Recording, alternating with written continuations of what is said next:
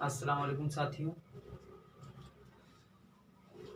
आप सभी लोगों का हमारे YouTube online channel UP Urdu GS academy पर बहुत बहुत स्वागत है। साथियों, मैंने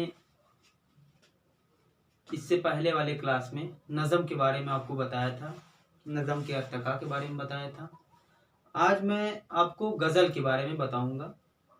गज़ल के बारे में किसके कौन कौन से ख्यालात हैं, सारी चीज़ मैं बताऊंगा। ध्यान से सुनिएगा और नोट्स भी बनाते रहिएगा। आपसे एक निवेदन है, अनुरोध है, गुजारिश है कि आप हमारे इस चैनल को सब्सक्राइब करते रहें, लाइक करते रहें और शेयर भी करते रहें, कमेंट भी करते रहें और हमें आप मशवरा भी देते रहें। मैं आपसे मशवरा भी चाहता हूँ। तो आइए ज़्यादा देर न करते हुए हम अपने क्लास की तरफ चलते हैं, गज़ल की तरफ। नोट्स बनाते रहिएगा साथियों। गज़ल, पिछले क्लास में मैंने नज़म के बारे में बताया था। क्लास थोड़ी लंबी हो गई थी, लेकिन नज़म मैंने लगभग खत्म करवा दिया था। आज गज़ल है, हो सकता है क्लास थोड़ी लंबी हो जाए। ध्यान से देखिएगा साथियों, नोट्स बनाते रहिएगा। गज़ल क्या है? गज़ल एक अरबी जबान का लफ्ज है। सुनते रहें, लिखते रहें तो सबसे अच्छा। गज़ल एक अरबी जबान, बहुत मुख्तसर, किताबों में बहुत ज़्यादा लिखा रहता है साथियों। किताबों में पढ़ने से समझ में नहीं आता क्या पढ़ें क्या छोड़ें, इसलिए मैं आपको मुख्तसर जो ज़रूरी चीज़ होते हैं, जो एग्ज़ाम में इम्तहान में पूछा जाता है, मैं वही बताता हूँ। तो गज़ल एक अरबी लफ्ज़ है जिसके माना होता है औरतों से बातें करना या औरतों की बातें करना या औरतों की तारीफ करना, उनके हुस्न की तारीफ करना। तो गज़ल एक अरबी ज़बान का लफ्ज़ है। हर चीज़, हर पॉइंट में क्वेश्चन है। गज़ल एक अरबी ज़बान का लफ्ज़ है। गज़ल के माना होता है औरतों से बातें करना या औरतों की बातें करना या औरतों के हुस्न की तारीफ करना। तीसरा पॉइंट है, गज़ल के तमाम मिसरे एक ही वज़न और एक ही बहर में होते हैं। गज़ल के तमाम मिसरे एक ही वज़न और एक ही बहर में होते हैं। साथियों, कल हमने नज़म में रदीफ और काफिया की बात करी थी।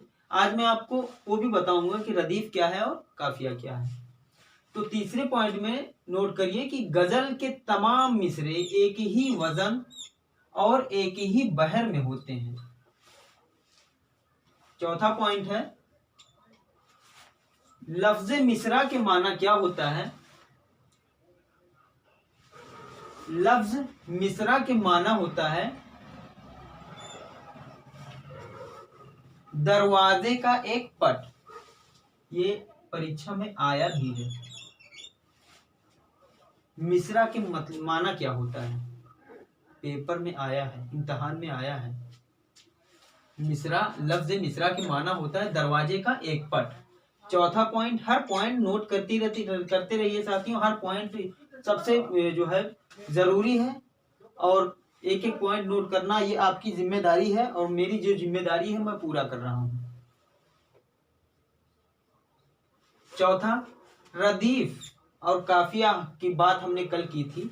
रदीफ वो लफ्ज है जिसके हर शेर के आखिर में, जिसको हर शेर के आखिर में दोहराया जाए। रदीफ वह लफ्ज है जिसको हर शेर के आखिर में दोहराया जाए, हर शेर के आखिर में। अगला पॉइंट, काफिया। जो काफिया है, काफिया हुरूफ व हरकत के, काफिया हुरूफ व हरकत के मजमूए को कहते हैं। काफिया रदीफ से पहले आता है। काफिया हमेशा रदीफ से पहले आता है, काफिया बाद में आता है। हुरूफ व हरकत के मजमूए को कहते हैं काफिया, और काफिया रदीफ के पहले आता है, काफिया शेर के अंतिम में आता है, आखिर में। अगला पॉइंट, गजल का पहला शेर जिसके दोनों मिसरे हम काफिया हम रदीफ हों। गजल का पहला शेर जिसके दोनों मिसरे हम काफिया और हम रदीफ हों, क्या कहलाता है? मतला कहलाता है। ये गजल का पहला शेर जिसके दोनों मिसरे हम काफिया और हम रदीफ हों वो मतला कहलाता है। उसके बाद का पॉइंट, गजल का आखिरी शेर, गजल की तारीफ है ये, गजल की तारीफ, गजल की तारीफ मतलब गजल हिंदी में अगर कहें तो गजल की परिभाषा, ये गजल की तारीफ है।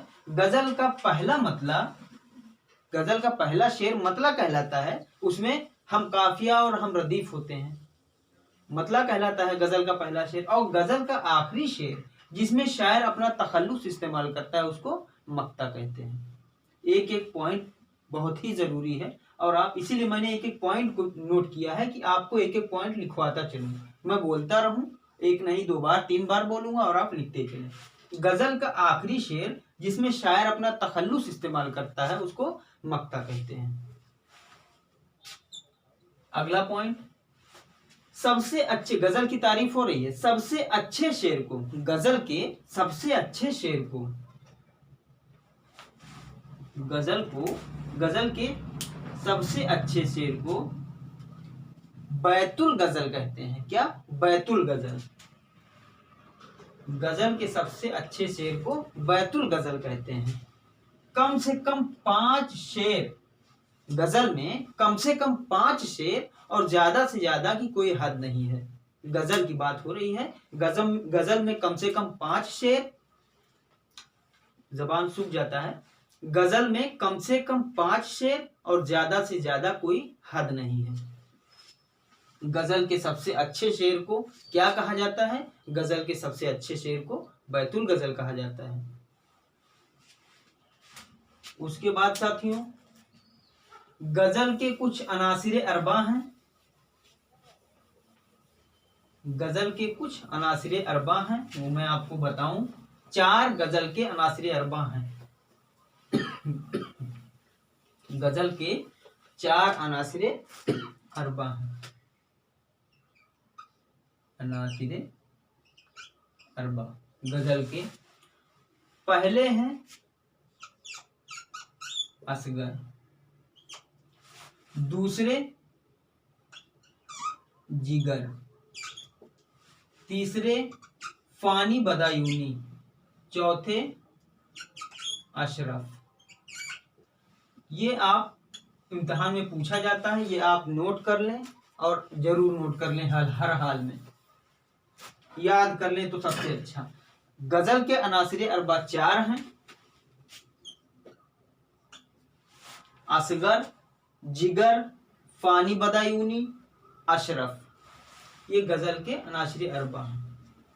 अच्छा, इसके बाद गजल के बारे में कुछ ख्यालात हैं, बहुत से शायरों के हैं, वो मैं आपको बताऊं।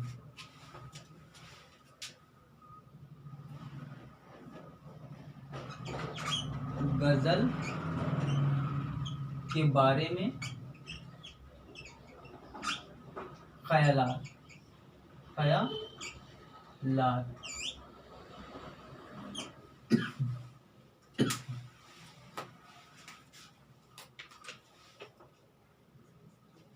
पहला है, गजल जितनी बदनाम है उतनी ही मुझे अजीज है। गजल जितनी बदनाम है उतनी ही मुझे अजीज है। गजल जितनी बदनाम है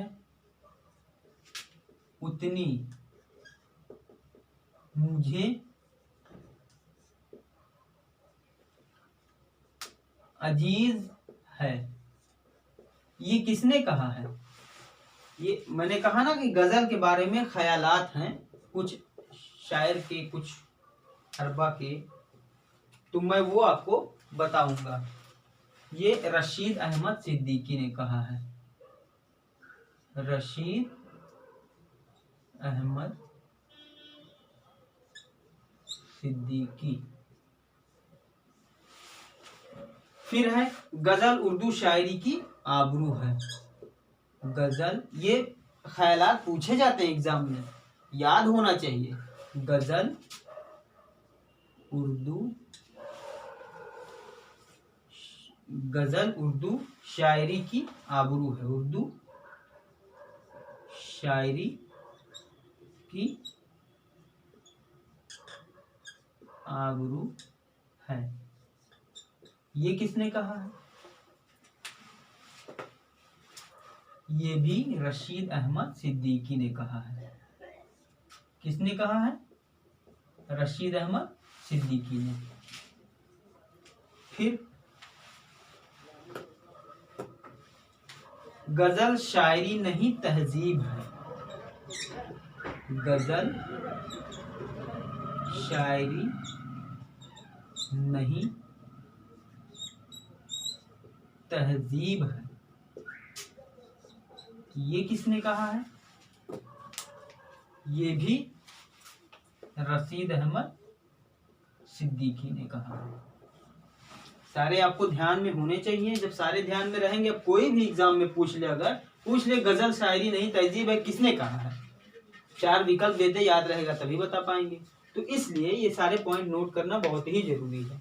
चौथा है, तो ये तीनों तो रशीद अहमद सिद्दीकी कह रहे हैं। फिर कुछ और इन्होंने अपने ख्यालात जाहिर किए हैं, वो भी बता दें।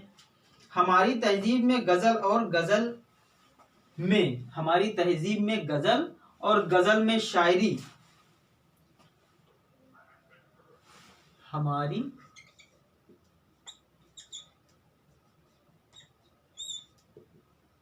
तहजीब में गजल और गजल में, हमारी तहजीब में गजल और गजल में हमारी तहजीब, हमारी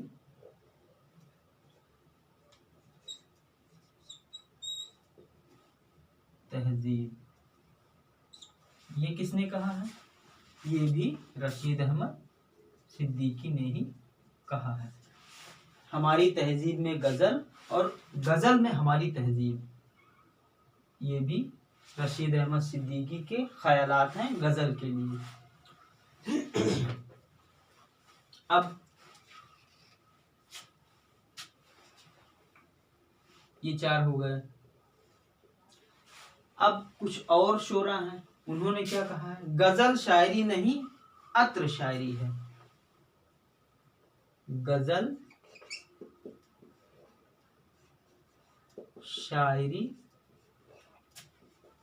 नहीं अत्र शायरी है। ये किसने कहा है? ये ध्यान रखिएगा, वो तो रशीद अहमद सिद्दीकी कह रहे थे, और ये कहा है फिराक गोरखपुरी ने। फिराक गोरखपुरी, फिराक गोरखपुरी। और गजल मुख्तलिफ फूलों की एक माला है। गजल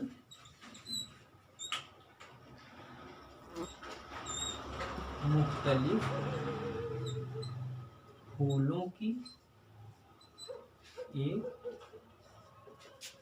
माला है। ये किसने कहा? ये भी फिराक गोरखपुरी ने कहा है। अच्छा, आप लोग नोट्स बनाते चलिए। नोट्स कहीं मिलता नहीं है,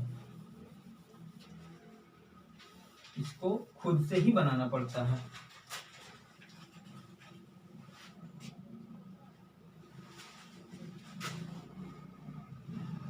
अब अगला ख्याल है शिबली नैमानी का।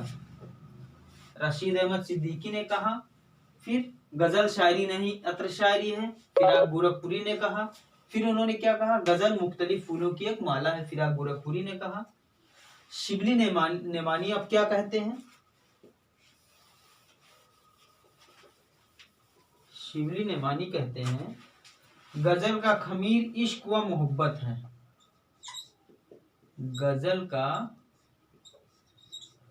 खमीर इश्क व मोहब्बत है। किसने कहा? शिबली नेमानी। शिबली नेमानी। और इनके ख्यालात कुछ और भी हैं गजल के बारे में।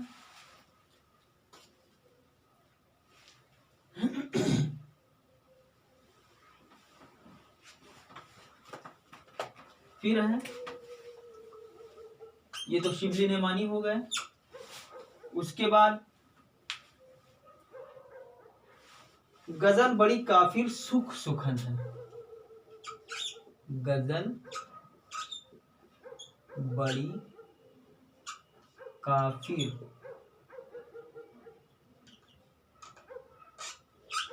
सुख सुखन है।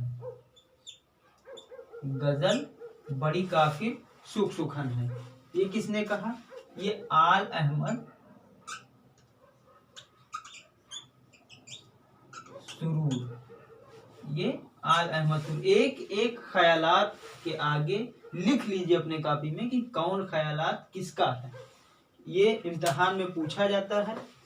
फिर गजल की गर्दन बेतकल्लुफ मार देनी चाहिए। ये किसने कहा है? ये गजल के बिल्कुल विरोधी थे। गजल की गर्दन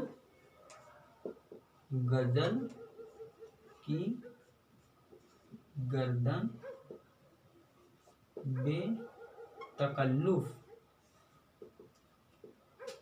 मार देनी चाहिए।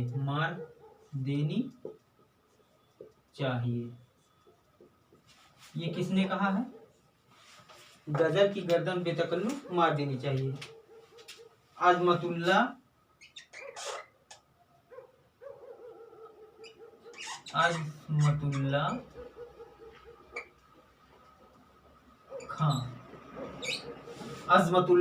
खां।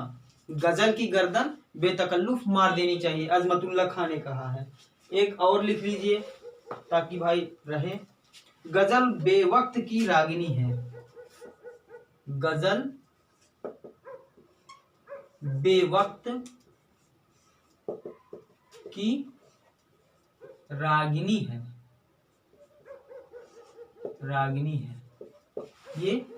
ये हाली ने कहा है।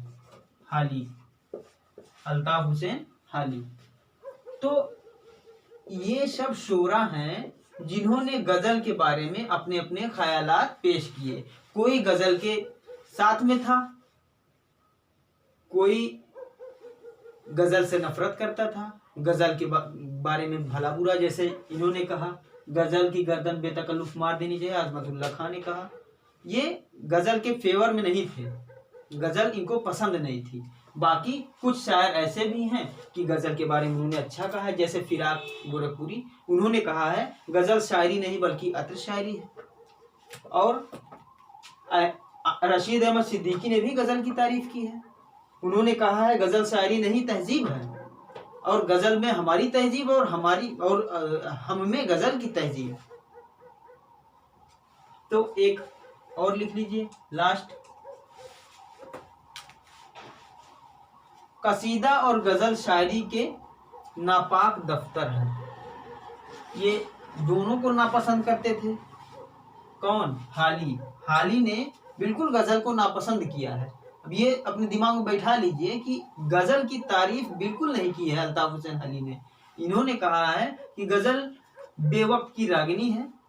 और क्या कहा है इन्होंने? और कहा है कि कसीदा और गजल शायरी के नापाक दफ्तर हैं। मतलब इन्होंने बिल्कुल गजल को नापसंद किया है। और किसने नापसंद किया है? अजमतुल्लाह खां ने भी नापसंद किया है। इन्होंने कहा है गजल की गर्दन बेतकल्लुफ मार देनी चाहिए, अजमतुल्लाह खां ने।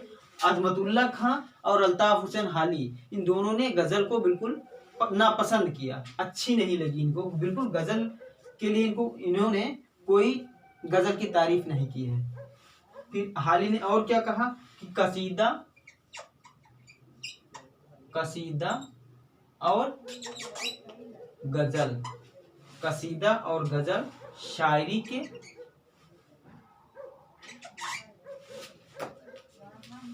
शायरी के नापाक दफ्तर हैं। तो अब इतने ख्यालात हैं शोरा के। अब इतने ख्यालात में से आप ये समझ गए होंगे कि गजल के पक्ष में कौन था और गजल को किसने पसंद किया और गजल को किसने नापसंद किया। जैसे रशीद अहमद सिद्दीकी ने, हमने बताया कि रशीद अहमद सिद्दीकी ने गजल की तारीफ की है। रशीद अहमद सिद्दीकी ने गजल की तारीफ की है। फिराक गोरखपुरी ने गजल की तारीफ की है। शिबली नैमानी ने भी गजल की तारीफ की। उन्होंने क्या कहा कि गजल इश्क और मोहब्बत है। गजल का खमीर इश्क और मोहब्बत है। शिबली नैमानी, फिराक गोरखपुरी और रशीद अहमद सिद्दीकी, ये 3 लोग गजल की तारीफ कर रहे हैं। जबकि वहीं पर हाली और अजमतुल्ला खां, इन्होंने गजल को नापसंद किया है। हाली ने कहा कि जो है ये कसीदा और गजल, उन्होंने दोनों को नापसंद किया। कसीदा और गजल शायरी के नापाक दफ्तर हैं। ये भी कहा उन्होंने कि गजल की गर्दन को बेतकल्लुफ मार देनी चाहिए। तो इससे क्या साबित होता है? इससे जो है यही साबित होता है कि हाली और अजमतुल्ला खां बिल्कुल गजल को पसंद नहीं करते थे। हाली ने यह भी कहा है कि गजल बेवकूफ की रागिनी है, गजल की गर्दन बेतकल्लुफ मार देनी चाहिए, ये अजमतुल्ला खां ने कहा है। तो होते हैं कुछ शायर होते हैं जो गजल को या नज़म को या शायरी को पसंद करते हैं। कुछ शायर ऐसे भी होते हैं जो गजल को, शायरी को या नात को पसंद नहीं करते हैं।